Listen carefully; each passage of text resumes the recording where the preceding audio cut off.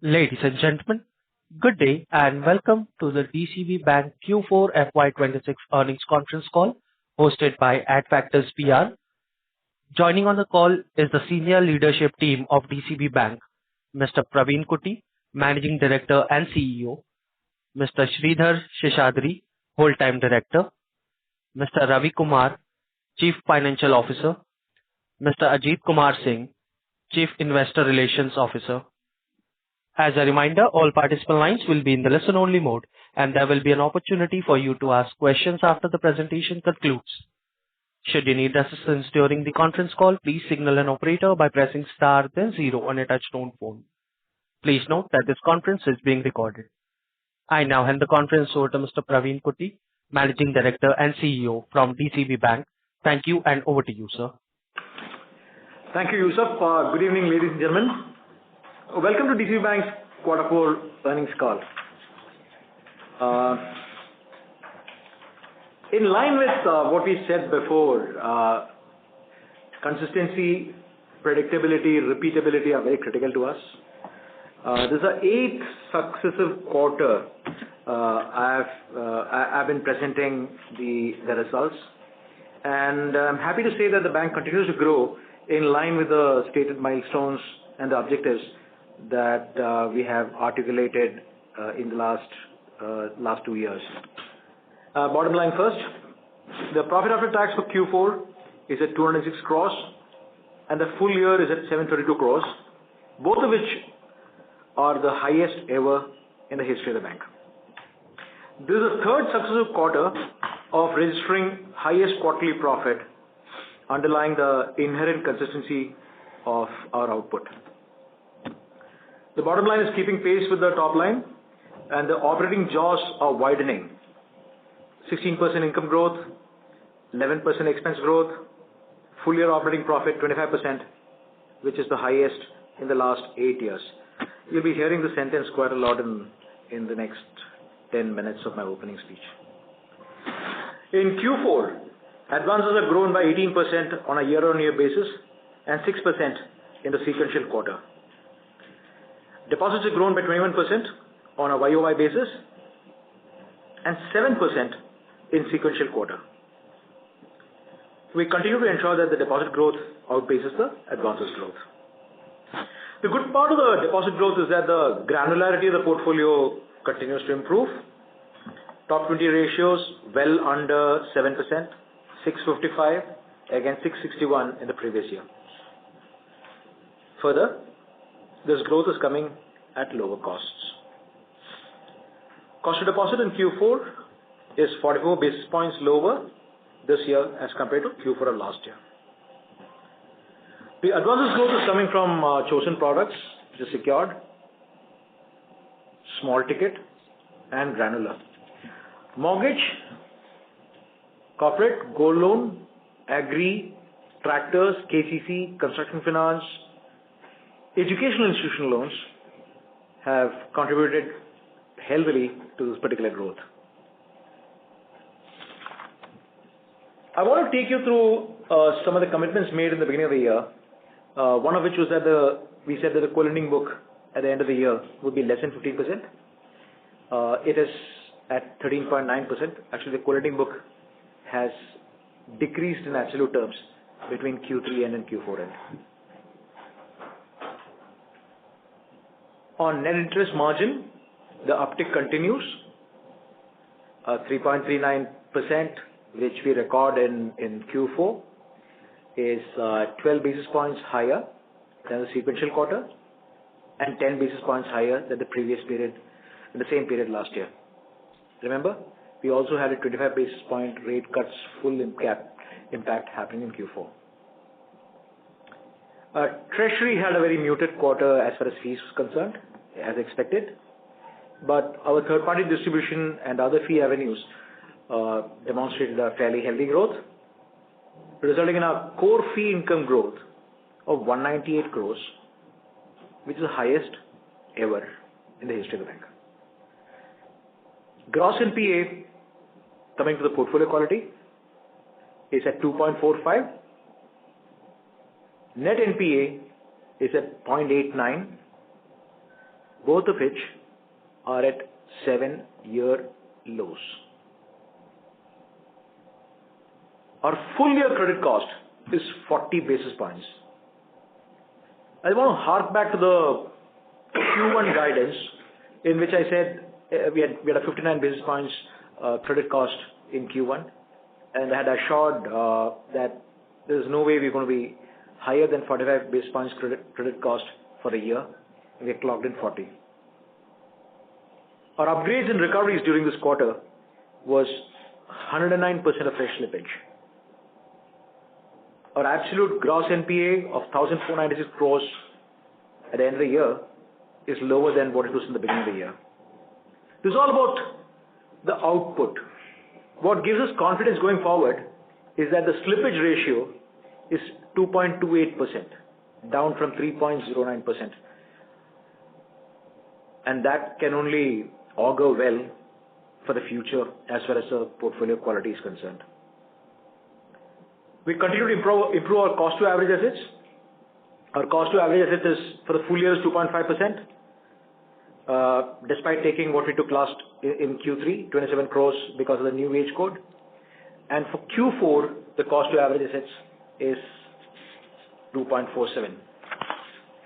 Our cost to income ratio has decreased by 300 basis points last year compared to this year. In November, during our investor day, many of you were kind enough to attend. We had reiterated quite a lot of things.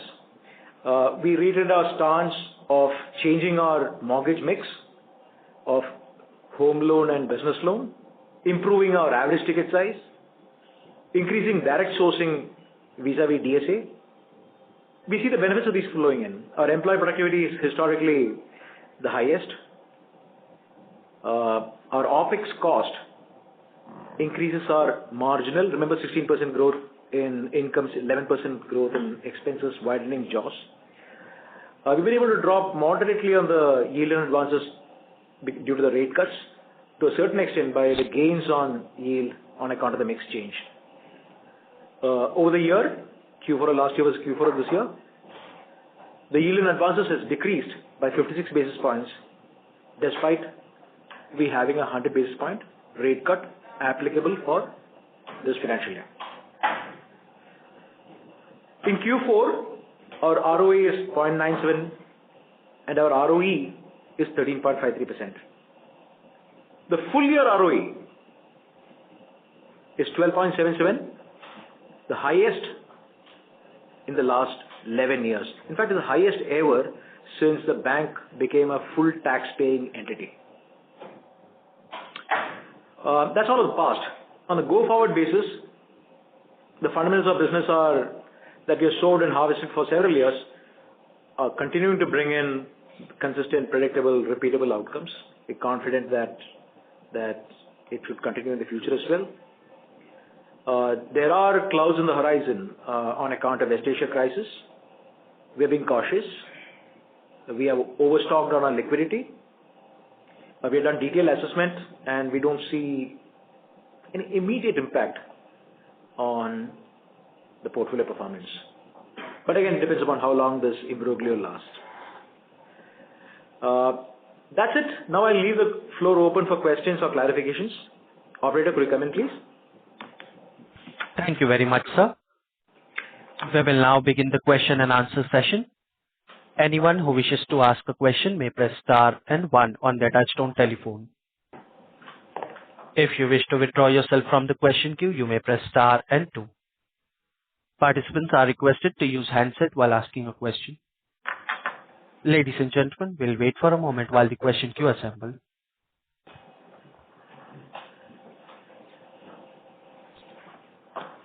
First question is from the line of Akshat Agarwal from Smith Institutional Research. Please go ahead. Good evening, sir. Thanks for the opportunity and congrats on a good set of numbers. Thank you, my first question is on margins. NIMs have continued their robust upward trajectory, and previously had guided for benefits from the deposit repricing to continue until Q2. So if you can give some color on the repricing benefit which is still pending, and how is the bank progressing on HL to BL incremental sourcing? Is it still 60/40?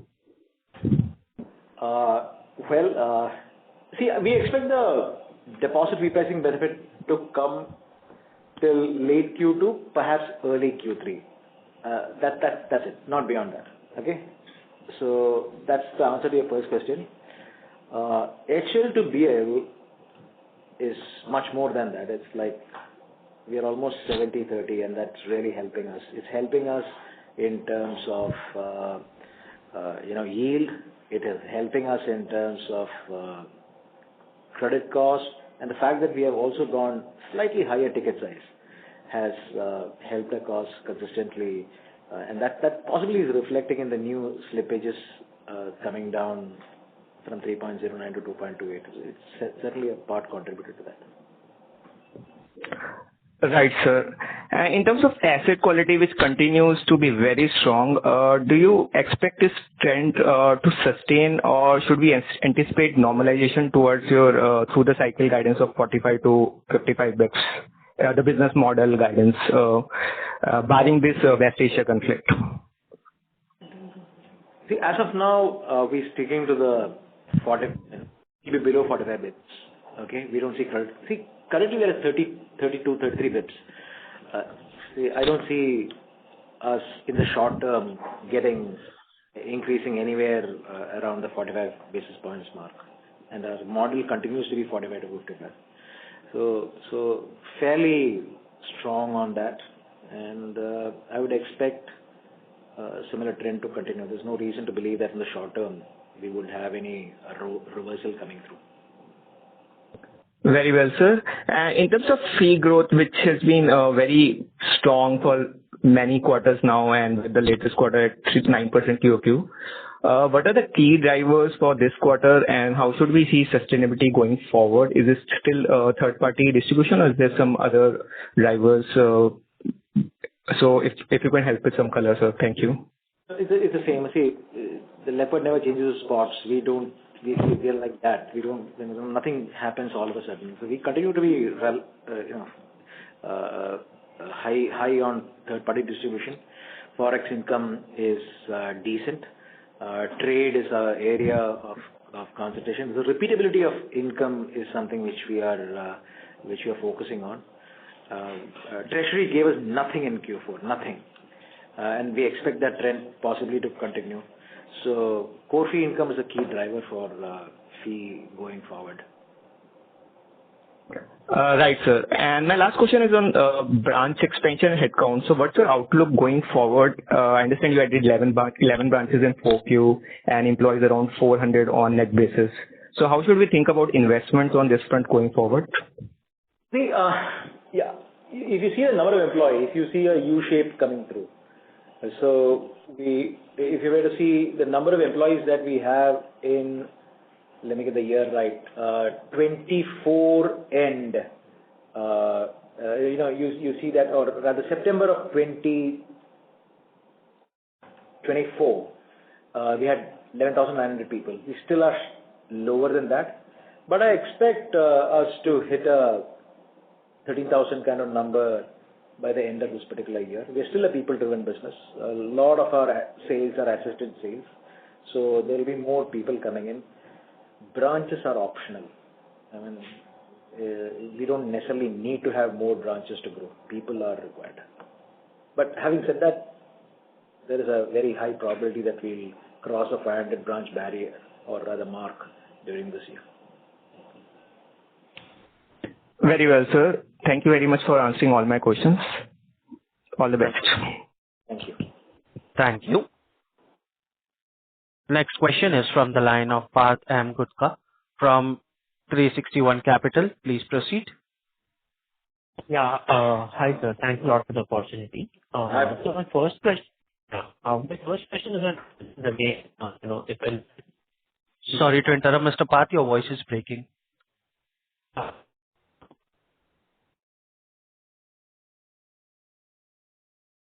I'm so sorry. I don't know whether you can hear me, but we just can't hear you. Mr. Parth? Yeah. Can you hear me now? Yes, we can hear you now. Please proceed. Yeah. Yeah. Okay. My question was on margins. If I look at your yield on advances is flat quarter-on-quarter. Cost of funds have declined slightly. The liquidity on the balance sheet has, gone up quarter-on-quarter. Ideally margins should have been, not improved by 12 bits or should have improved marginally, is what the calculation suggests. Are there any one-offs in the margins? No, there are no one-offs in the margin. We're not a one-off business. No, you can't be in a retail environment and have one-offs. What you could have is skews at the month end. The liquidity buildup could be towards the end rather than the other way around. One of the key factors in NIM is the quality of portfolio. If you recover 109% of your fresh slippage, it is bound to have an impact not only on the NNPA and the GNPA, but also on your NIM. Okay, fair enough. Okay. And my second question was the cost to assets, considering for the full year we are at around 2.45. What is the... For the full year we are at 2.5. For the quarter we are 2.4. Okay. So what is the further juice left here, or what will lead to the further improvement of cost to assets from here on, or it will be stable at around these levels? See, this is a bit like the earlier question which was asked on credit cost. Model suggests 45 bits to 55 bits of credit cost. Model suggests 2.5% of cost to average assets. Reality, we are slightly better than that. We are very happy at 2.5. And remember, there is going to be an increase in the number of people, which will also result in more productivity. It's already been one. So there will be a linear increase through the year of number of people. So okay. Those investments are critical, and despite that, we are reasonably confident of a 2.5% cost to average going through. Okay, perfect. Okay, and just one last question, if I can squeeze in. So because the war was persisting, large part of the March month, have you tweaked any of your risk filters while sanctioning and disbursements to your MSME customers? I think we were lucky more than we'd never predicted this, but going up the ladder of ticket size, it is meant to be an operation productivity exercise that has resulted in lower bounces. We sacrificed a bit of a yield, but we're getting better quality customers, and that's reflecting in fresh slippages being better. And all these things happened much before the war actually manifested. So now, see, if this continues, it will affect everybody, but people at the lower end of the economic pyramid will get impacted more. So there's not a specific problem we'll have. If hydrocarbon prices go up, everyone is going to get affected. And the effect will be largely felt by people who do not have the security of or a cushion to take care of this extra expense which will hit their monthly bills. So I would tend to think that reprofiling and going up the ticket size about a year and a half back is helping us compared to where we would have been had we not moved the needle. But there's not a reaction to the war at all. It just so happened that it helps us that we had done these things much beforehand. Sure, sir. Thanks a lot, sir. You're welcome. Thank you. Next question is from the line of MB Mahesh from Kotak Securities. Please go ahead. Praveen, hi. Just two questions from my side. When you speak to your collection teams and when they are reporting such strong numbers, would you ascribe this on the ground that their leverage levels for the borrowers have come down, their access to credit has improved? What is the general feedback as to what constitutes a better recovery? Number one. Second one is that if assuming that we are into this slowdown and there is a slowdown in the next 6 to 9 months, would you say that the book today is better than where it was in 2023 when we had the slowdown led by unsecured loans and MFI, or would you say that the book is broadly the same? I think, let me answer your first question first. So what has really happened is, if you were there in the Investor Day presentation, I made the statement saying that we moved from managing NPA to managing one DPD, as in 1 days past due. Okay, and when we made the statement, we've already implemented that. So we did put in more people. We significantly improved our early bucket collection. The intensities increased significantly. And what you see in March is the result of those activities which we did in somewhere around June, July, and then persisted with it. That's the way I see it. So it's more of intensity. It is more of more of focus in the earlier buckets, which we were not really focused upon. Otherwise, your slippage ratio would never have come down. I mean, you could have any kind of recovery, 109% recovery, which will help the NNPA most certainly, but that will not help the slippage. One particular metric you can look at is, for the first time, we've given slippages of gold loans separately, okay, in the investor presentation. Now that clearly is an indicator of the pressure in the market, because we don't do early bucket collection in gold loan. It's not worth our while, right? Because the gold is there. Why call on the 30th day, and that's an operational cost. So there's a natural delinquency which we see on the gold loan, and I would tend to imagine that as a reasonably good barometer for the pain at the lower end of the pyramid. And if you were to look at that page number, I think it is 26. Okay, the bottom left-hand corner, you can see there's marginal improvement. I'll just read out the number for those people who haven't seen this. It used to be 6.29 a year back. Now it is 5.3.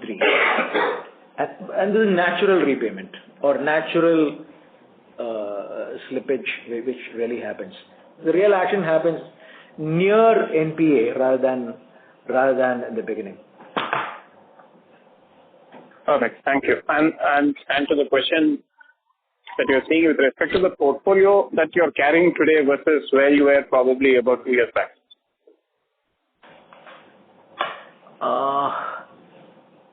See, 2 years back, our credit cost was in the region of 0.3, somewhere between 0.38 and 0.42. Currently, we are at 0.4. So what we've done is we have ridden the wave. So if history were to repeat, we will also repeat the particular performance. So you see marginal increase in our credit cost, still will be below 45 bips.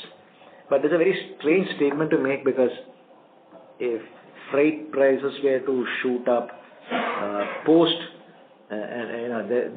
you could see a situation whereby inflation really is impacted.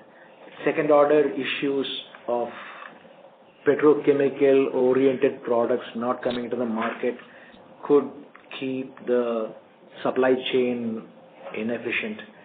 So it is not just about inflation alone. It's about, everybody's impacted. And unlike COVID, you can't do quantitative easing and get out of this. You will have to, and it's not going to be that easy. So, but at the moment, it's good to be in a position where your slippage ratios are lower, where your NNPAs are lower, your recoveries are higher. It's a good place to be in. So just to clarify, in your assessment, when you are looking at those borrowers, are you saying, are you seeing a situation where those borrowers' leverage levels is similar to where they were 2 years back, or they are better or worse off? What's your assessment of the customers that are coming to the fold? So the reason I'm not able to give you a straight answer is the customers' stock which we had 2 years back is very different from the customer stock that we're having today, because over the last 2 years, the kind of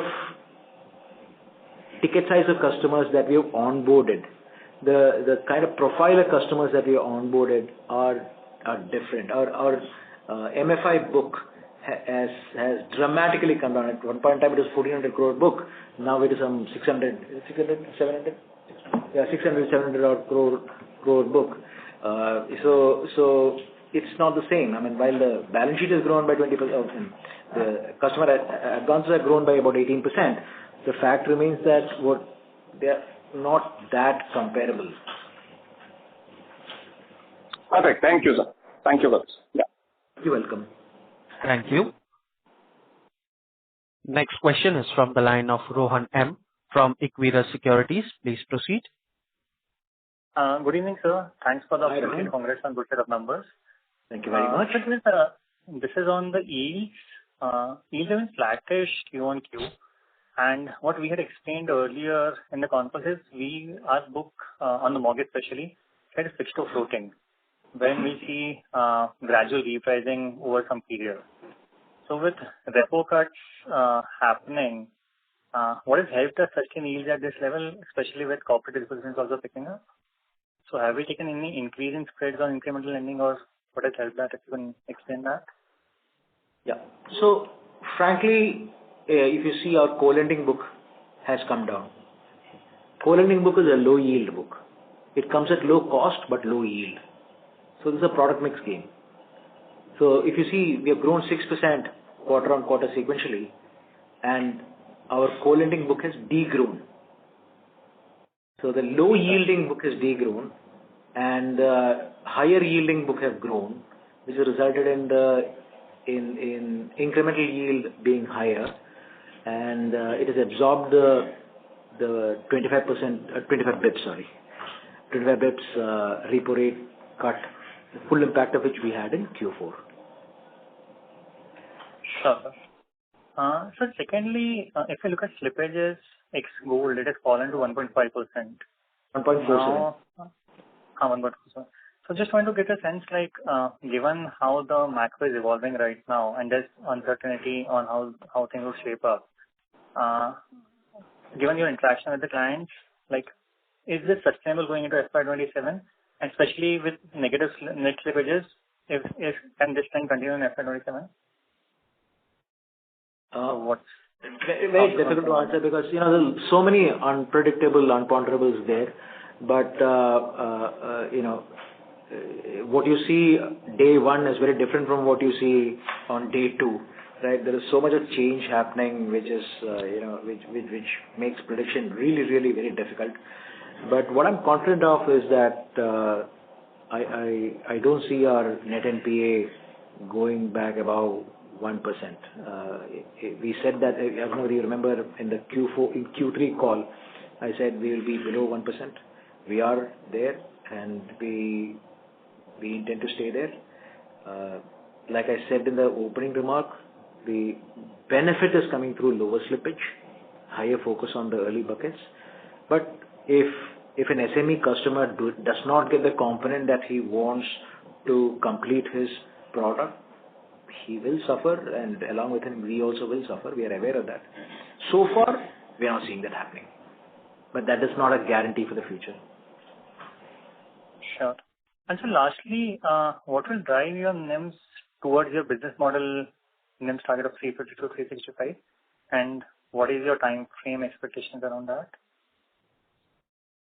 See, if there is one thing I'm not happy in a very decent quarter, or a decent year for the matter, is there are so many things which are good. One thing which I'm not very happy about is the current account pickup. So we are focused on it. We want to, our SA growth is 10%, our CA growth is flat, and that's not a good thing to happen. We're putting resources behind it, we're putting effort behind it, we're putting focus behind it. That has to improve. And now and practically everything that we put focus on, you see an improvement happening. It's time it happens in the current account portfolio as well. So that's one big driver. We've really moved the needle on engagement with our savings customers. There is a whole host of cross-sell activities happening on our asset customer base, Is it? It's still a snowball. It hasn't reached avalanche. But sustained efforts over a period of time, retail works that way. The good work that we had done about a year and a half back, you're seeing the result of it now. So we are at it. We just keep progressing on the right path. Trust the process, and the results will happen. Sure, sir. So thanks for the opportunity. You're welcome. Thank you. Next question is from the line of Jai Mundra from ICICI Securities. Please go ahead. Yeah, hi, good evening, Praveen. Thanks for the opportunity. Sir, I have a few questions.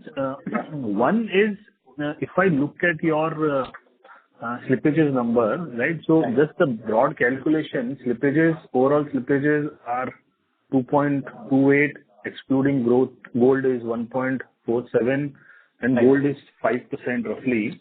I mean, the number somehow does not tally in the sense that gold is supposedly less than, if I do the reverse calculation, it looks like gold is 20% of the portfolio to drive that change from 2.28 to 1.47.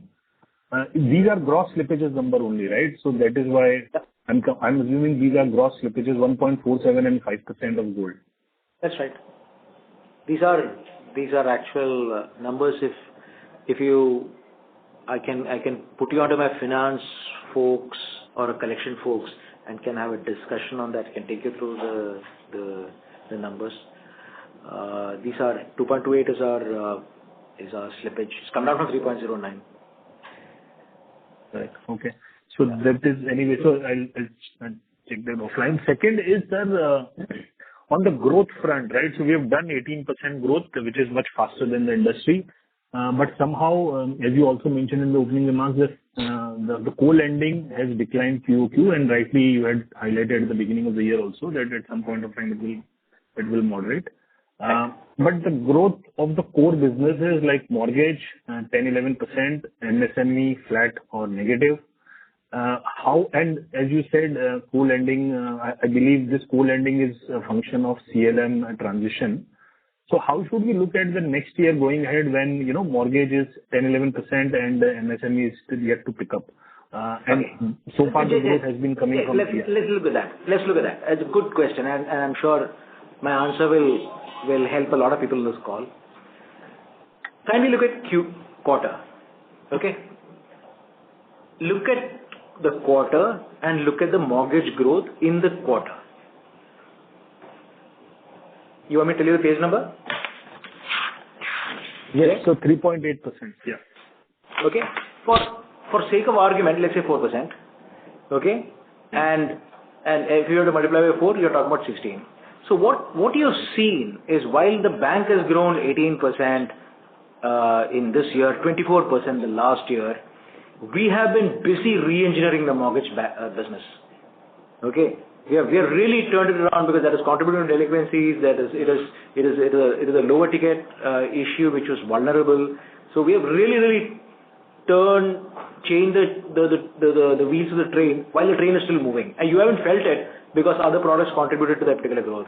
Now what's happening is a better BLXL skew, a better self-sourced versus DSA-sourced mortgage is up and running, and every quarter that growth is better than the previous Q-on-Q growth. So what you've seen, the 10% of growth that you saw in the year, I would look at it slightly differently and say 6.5% was a growth in the first 9 months, and 3.5% is a growth in one single quarter. And the 3.5% of the mortgage book that we are growing in the quarter is of a supremely better quality than the kind of book that we had a year back. Are you with me? Hello? Yes, sir. This part is understood. Yes. So clearly there is a takeoff happening on that count. So my finance folks have just come in with some broad math. Can I go to the earlier question? Sure, sir. All right.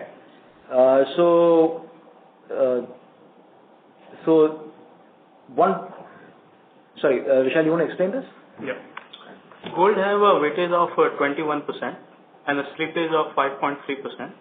and other than gold have a weightage of 79% and a slippage of 1.4%.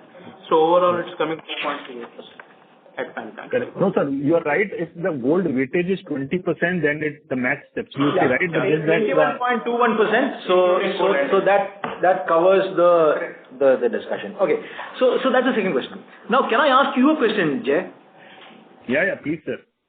Do you remember in the investor day, we were standing outside and then you told me at that time our NNPA was 1.22% and you told me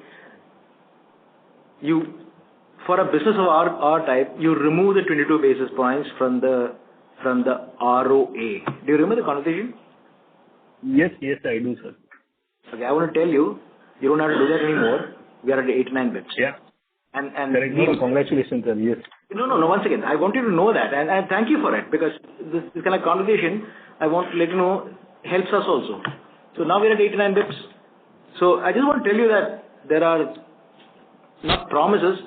The intentions that we say, we take it extremely seriously, and we demonstrate it by the performance. And you see that coming through in the next few quarters as well. Right, sir. Well appreciated, sir. Yes. Right. Okay. No, sir, sorry, just to come back. So gold loan proportion is 20-21%, but in this table, the advances makes the gold loan proportion looks like 7-8%. So I believe the co-lending plus gold plus it is also sitting somewhere. Absolutely. See, co-lending, we have about 8,300 crores, 8,366 crores of co-lending, bulk of which is gold, and then you have normal gold, our own gold of about 4,000 odd crores. Right. Okay, sure. And sir, then going ahead, so mortgage, I take your point, sir, that mortgage has accelerated and maybe it will sustain. But if the other piece, so far this quarter, the growth has also been contributed by corporates and MFI institution, which may or may not be desirable, or you can still sustain. But I'm saying that in case of co-lending not being a meaningful contributor to the growth, which portion will do the heavy lifting apart from mortgage? So I want to repeat what I said earlier. I've consistently been saying throughout.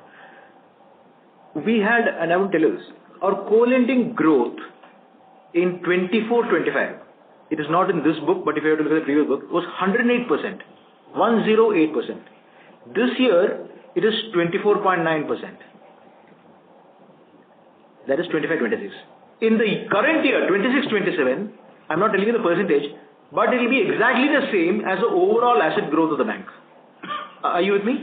108 has been brought down to 24.9, and in the current year, 27-28, 26-27, we will be co-lending growth will be exactly similar to the overall asset growth of the bank. So that's one part of it. It will not be zero, and it's not even advisable, right? So that will be the steady normal growth happening there. You will have growth coming in from the mortgages, and there are some impact players like SME, MSME, and construction finance, where a lot of effort has gone into it. The output is yet to come, but it will not remain like that forever. So we will see contribution coming in from these core segments. The agri segment, I don't know how fertilizer prices will be affected by this, this West Asia crisis, but assume that life is normal. I would tend to think that tractors, KCC growth will happen. I'm not a big fan of MFI. We do MFI only to meet the small farmer, marginal farmer requirement. It's not meant for balance sheet growth, or you have to do it, right? The history has not proved very, very good either for us or the industry.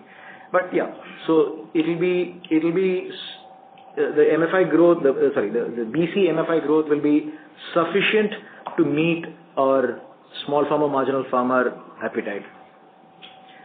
So that's the way we see this. So I do the math. 6% is a quarter-on-quarter growth. You remove co-lending, it comes to 8.6% non-co-lending growth. Right. 8 points, I'm not saying 8.6 into 4. I wish I could say that. My senior leadership team also sitting here. I mean, just imagine 8.6 into 4, then I could be leaving home at 4 o'clock every day. Right. And sir, any guidance or, I mean, you would, I think in the analyst day you had said that, this 18-20% kind of a growth we should be delivering over the next, that still remains a broad guidance, right?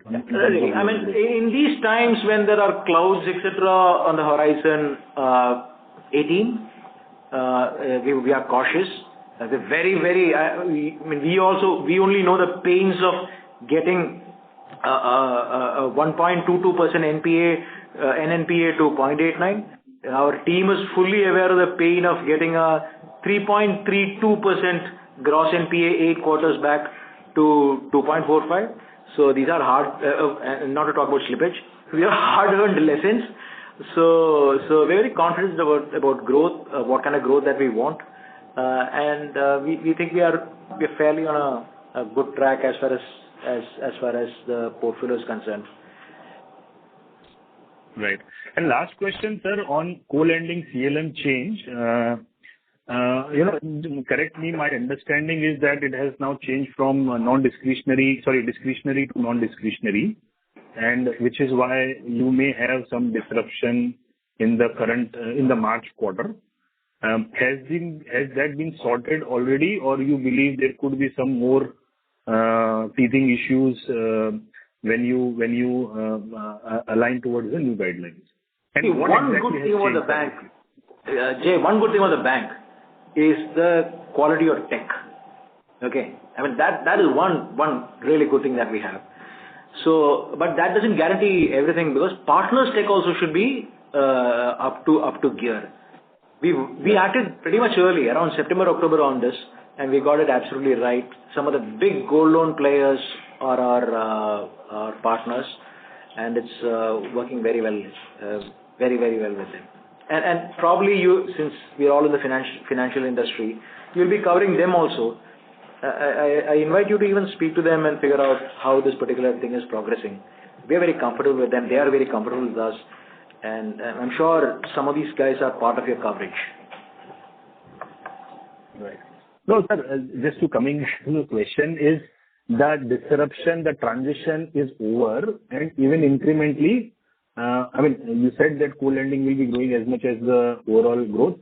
So I would believe that the entire transition is over, right? And there is no more. Yes. For us, why I'm not giving you a straight answer on that is, it is over for gold. It is not over for. We do educational student financing. We do that is school financing. We do LAP. We keep doing various things. So in areas of little volume consequences, we are a bit slow. So at a bank level, is it done? Fully no. But as far as our gold loan is concerned, which is our lion's share of our co-lending, we are very comfortable. And the reason why gold loan is a lion's share of co-lending is because you can accurately predict the loss. Correct. And does this change anything, sir, structurally? I mean, the transition. One is, I believe you may not have discretion in terms of how you partner with the partner. Is there anything also changes or not? We had this partnership, Jay, okay, with one of our partners from 2022. Okay, that partner was our single largest partner until February of 2024. Right. Then we had a second big partner coming through. So we are talking about 4-year history. We are talking about 2-year history, and there is it's like a full-fledged. I mean, I can do a PhD on gold co-lending at least, right? So that these are kind of relationships and partnerships that we have for the co-lending part. So I don't see any disruption coming in. Sorry. And lastly, sir, if I may ask, why is there a seasonality in the fourth quarter?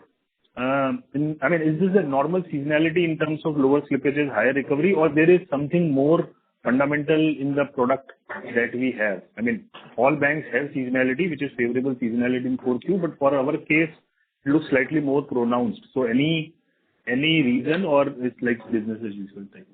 Thank you. Our appraisal is in April.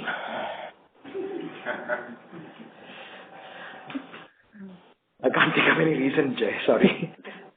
Okay. No issue, sir. Thank you and all the very best, sir. Yes. Thank you all. Thank you.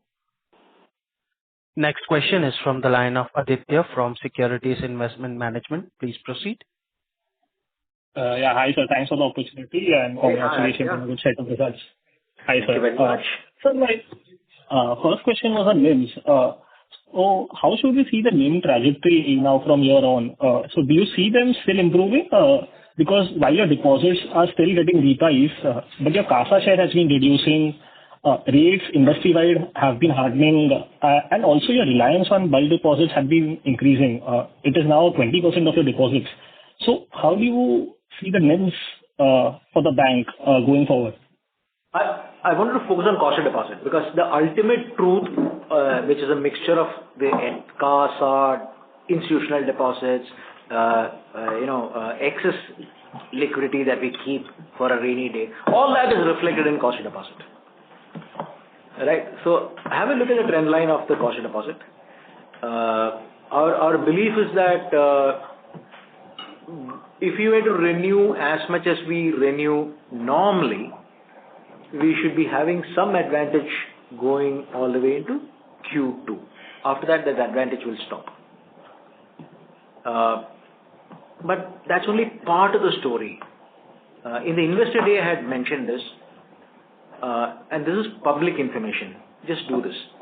Look at the peak retail term deposit rate of 3 of the biggest private sector banks and 3 of the biggest public sector banks, and come with the composite peak retail term deposit rate. Compare that with DCB banks and see how convergence is happening. This number, the difference between the composite rate of the 6 largest banks in India and us, at one point in time was about 1.27. It was 0.89, if I remember right, in March. It's there in my Investor Day presentation. It's 0.89. We brought it down to something like 0.60 or 61. 0.61. And it's publicly available. Why am I not doing bulk deposit is I'm not aware, because many banks don't publish that. We do. Right? So that way it's slightly unequal. But this is an indication. One is of longer tenor deposit maturity and you're having a benefit of renewal repricing. The second is even fresh deposit. This bank used to be a bank which was in the top 3 of highest interest rate. Please look at the website of similar sized banks. We are no longer there. The bank has learned to sell liability products on items other than price also. Price still a big component. I mean, we're not anywhere where we need to be. But the reason why people bank with you, earlier used to be the rate. Today, it is changing. And it's been hard work for the last 1.5 years. Our branch bank team has done a fantastic job of switching it. And the proof of the pudding is look at the website. Look at the website and find out. I don't want to name banks now. We've grown 20.91%. Look at our rates. Look at similar size, even bigger sized banks. If we're not lower than them, the distance between the two has dropped. So that's how we are seeing it. And like I told another gentleman earlier, we're really working hard on getting our story on current account right. Effort has gone into it. Results have not come in yet. But we're not people who give up easily. Understood. But now, sir, I do understand that we have been more aggressive in cutting rates as compared to other banks. But now, when I look at the deposit growth, so that is majorly coming from bulk deposits. Our retail deposits have not been keeping up pace with the overall deposit growth. So how do you see that going forward?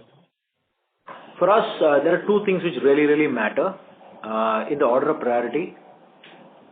we should be liquid. Being liquid is not a choice. So that pure play liquidity is important. Cost of deposit is important. Long tenor is important. Now, if you meet these conditions, frankly, if is it a SA coming in, really doesn't matter. There was a time when the bank used to give 8% rate on savings account. Today, I think it gives 6.7%. Okay, that's a rate that the bank gives. That's why I said it's easy to grow bulk SA and show a better CASA ratio. We prefer to grow deposits and keep the cost of deposit down.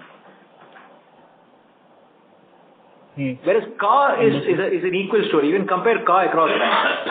SA comparing doesn't really make sense because some of the SA is actually more expensive. Well, like one day you can put money into savings account and get in our bank itself 6.7%. So it's really expensive. But it helps in terms of saying publicly CASA ratio is good. I would tend to think you should look CA and SA separately. Look at while we don't publish it, our SA weighted average pricing on a SA has come down significantly. I mean, if 25 basis point rate cut happened and we have reduced our cost of deposit in Q4, which is a traditionally very liability hungry market, it comes because we are getting the right kind of deposit. And just last bit on this deposit part. Now, DCB is generally known for being focused on granularity, either being on advances or on deposits. Now, bulk deposits is currently 20%. So, is there any percentage beyond which you won't be comfortable growing bulk deposits? Like I told you, we have to ensure that if you get a bulk deposit which is of a lower rate of interest, earlier we were giving it up, but now we are managing three things. We are managing granularity, we are managing ROI, and we are also managing the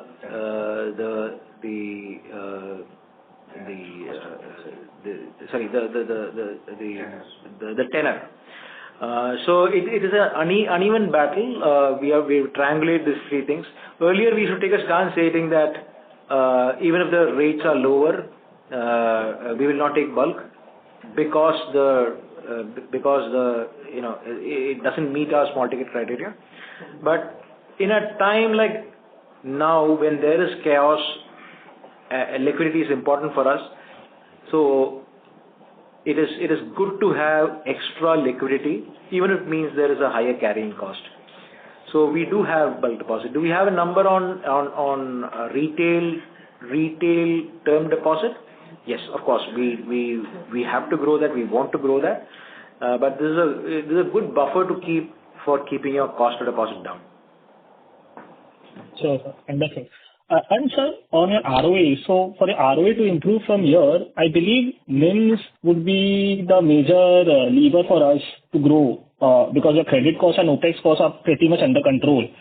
And for the NIMs to improve from here, would cost of deposits be the only trigger for us to improve on NIMs? Yes. We don't want to go into a higher yield segment because this is not really the time to go to a high yield segment. It comes to the sting in the tail. So improvements will come because we're keeping a tighter rein on the cost of deposit. Got it. And now, sir, on this SME book, this 2,000 crores book, so how big is the trades part? Because we were looking to degrow that part of the book. And how is the book, apart from trades, growing for us, the CCOD part? It's not growing. So that's why I said we are putting some effort into it. It's not growing. It is stuck where it is.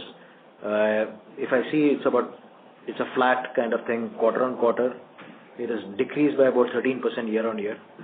So we are kind of revamping that. We got a new vertical to look at the greater than 3 crore. There's a lot of good customers who are above a particular threshold, 3 crores, were leaving the bank because it's meant to be a small ticket program.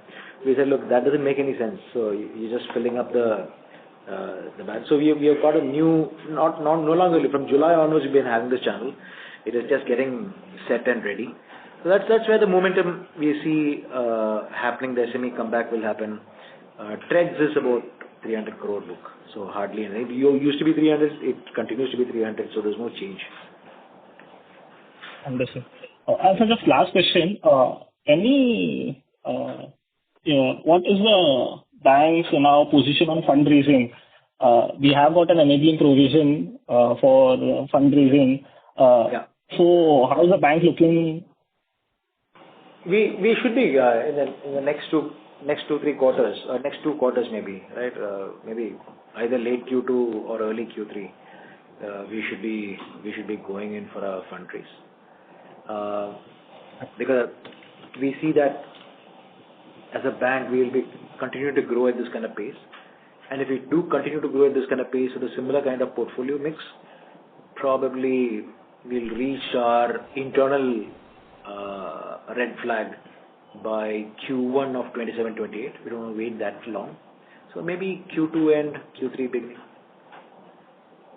Somewhere there. Sure. Thanks, sir, for answering the questions. Not at all. Thank you. Ladies and gentlemen, in order to ensure that the management is able to address the question from all the participants in the conference, please restrict yourself to 2 questions per participant. Should you have a follow-up questions, please rejoin the queue. Next question is from the line of Param Subramaniam from Investec. Please proceed. Yeah, hi. Thanks for taking my question and congrats on the quarter. Yeah. So, firstly, on the board enabling resolution for the capital raise, is that an enabling? Is it just procedural, or are we looking at something? And 1,500 crores seems the largest number. Yeah, maybe I'd be happy with something like somewhere between 1,100 to 1,200 crore. Okay. So it's good to keep some 1,500 crore enabling resolution done. But $100 million, not slightly more, maybe somewhere in that particular region. See, the thought process behind it is simple. Take what you need right now at the price prevailing at this particular point in time. Our belief is that if we continue performing like this, the next raise will be at a different level. So don't over dilute at this point in time. Just do what is required to continue this particular growth momentum. And then when the next level of expansion happens, hopefully soon, we'll be raising again at a slightly different level with the fundamental numbers looking even better than what is looking today. That's what is driving the management thought process. Perfect, Praveen. Makes a lot of sense. Secondly, on your provision coverage ratio, I mean, this quarter it's gone up sharply. What level are we broadly comfortable with? 78 plus is good, and as a company we like to keep those provisions, but anything above 75 is okay. But if you remember, we have some MFI loans had gone bad in the last year, Q1, Q2, etc. So we want to ensure that the aging provision of that should not stutter us. So we have kind of sufficiently ensured provisioning in these unsecured, small ticket, microfinance kind of loans of Q1, so that there is some evenness in the way things will happen going forward. Got it. And lastly, this is just so on the quarter. So your NIM is up 12 basis points, right? Now, is there some day count or something impacting that? Because your NII is broadly in line with your loan growth and your asset growth, right? So 12 basis point uptick. I'm just trying to reconcile with the quarter-on-quarter 5% NII growth. See, what I look at is instead of worrying about day count, I just compare this with Q4 of last year. Last year Q4 we were 3.29. Neither was last year a leap year, nor is this year a leap year. I think so. So you're talking about similar kind of days. So if you're having 10 bips improvement on NIM, despite having a 100 basis point repo rate cut impact, not doing too badly. No, I was looking at the quarter-on-quarter sort of movement. Yeah, quarter-on-quarter. 12 basis point, right? Yeah. The NIM is up 12 basis point, but So I would tend to think, I always look at Jan, Feb, March, or the Jan, Feb, March, and April, May, June, so that in case there are any abnormalities of number of days coming into play, comparison with similar kind of time frame the previous year is a good indicator. Are we making progress or not? Perfect. That's all I had. Congratulations on the quarter once again. Thank you very much. Thank you. Next question is from the line of Akshay Badlani from HDFC Securities. Please proceed. Hi. Thank you for taking Hi, Akshay. How are you? Hi, I'm good. Thank you. So Praveen, just wanted to ask you mentioned you're increasing employees headcount to 13,000 from current. So it could around be 13,000 from current. Yes. Yeah. So 1,500 addition for the next year. So just wanted to understand in which areas are you looking to add on, and how would we ensure that our cost to income, the trend that has been there and we have maintained reducing our cost to income. How would we ensure that in spite of adding employees that we will maintain that trend rate? Yeah. Because we haven't added employees in last year or so. Yeah. Right. Apart from we haven't. We kept on adding, and we kept on getting rid. So it is not as if we never added. So our exit process also was really sharp and good. But where I see this coming in is it's not for this year. We see practically all these folks going into the liability and deposit acquisition. So we'll put more people in the branches. We'll put more people on the distribution front. I realize the basic math tells us that between a self-sourcing sales network on mortgages and a DSA dependent sourcing, initially you may feel that 2% or 2.5% to the DSA is cheaper. But if you're seeing that it sticks, the loan sticks with you for 2 years, 2.5 years, whereas self-sourcing loans stick with you for 6, 7, higher than 6 years, you're getting the benefit coming through. The BTs, the balance takeouts are considerably less. You own the customer, not somebody else. And the credit quality, of these loans are really better than what the DSA sourced loans are. They are a necessary. I'm trying to find another word for evil. They are a necessity. We can't live without them. But our dependence has to necessarily come down.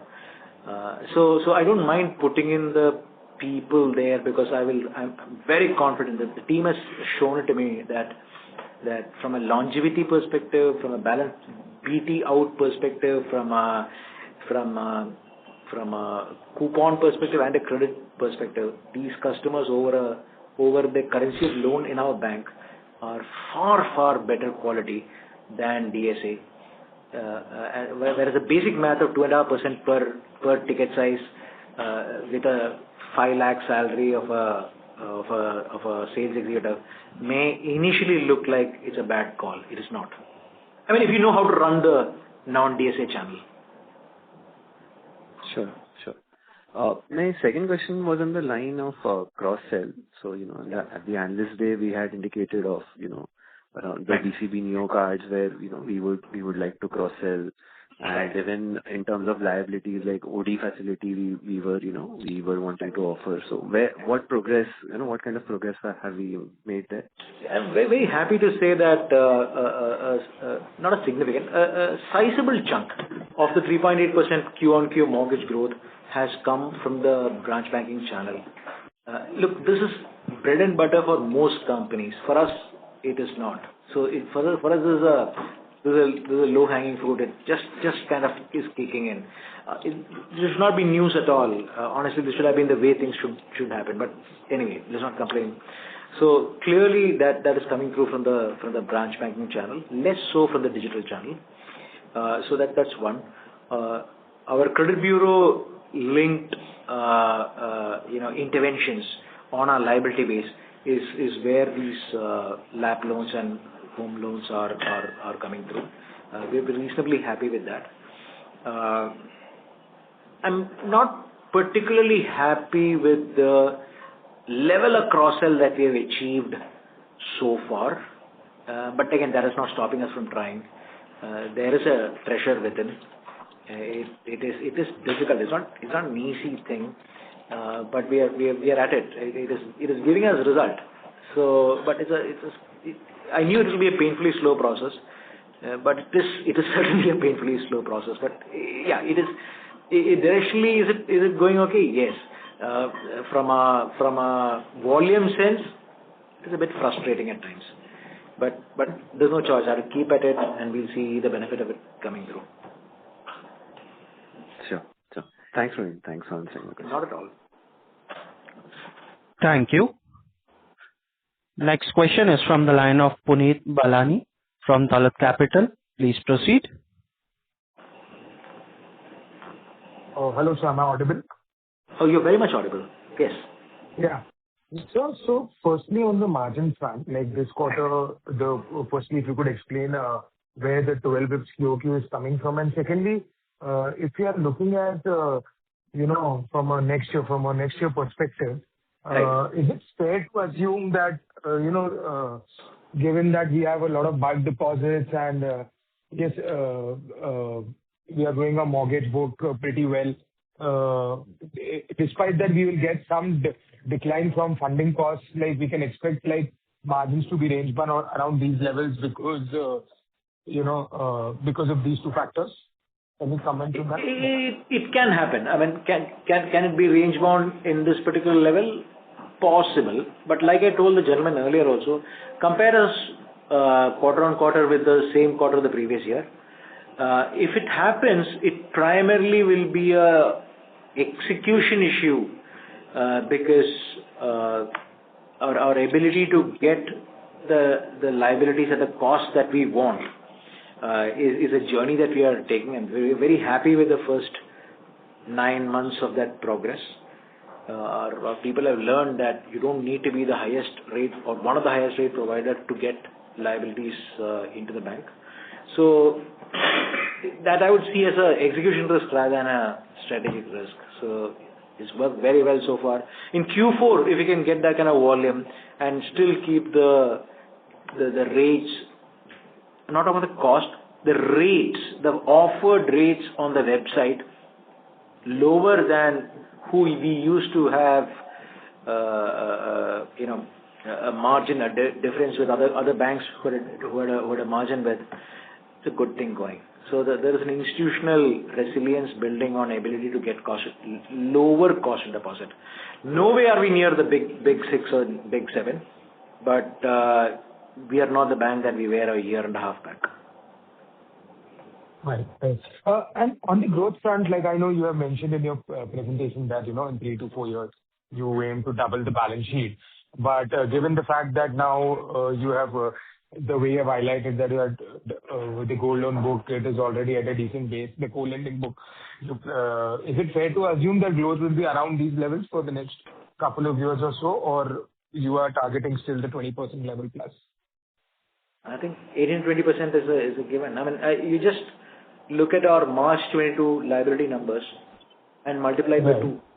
You just multiply our March 22 asset numbers and see where we are. Right. 59,800 was our asset number in March 22. Today you are 60,000.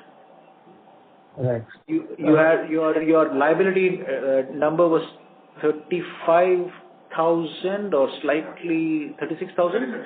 Yeah, 35,000 in March 22. Today you are at 72,000. So that's 4 years, and that a 4 year where 1 year they were recovering from, our bank was recovering from COVID.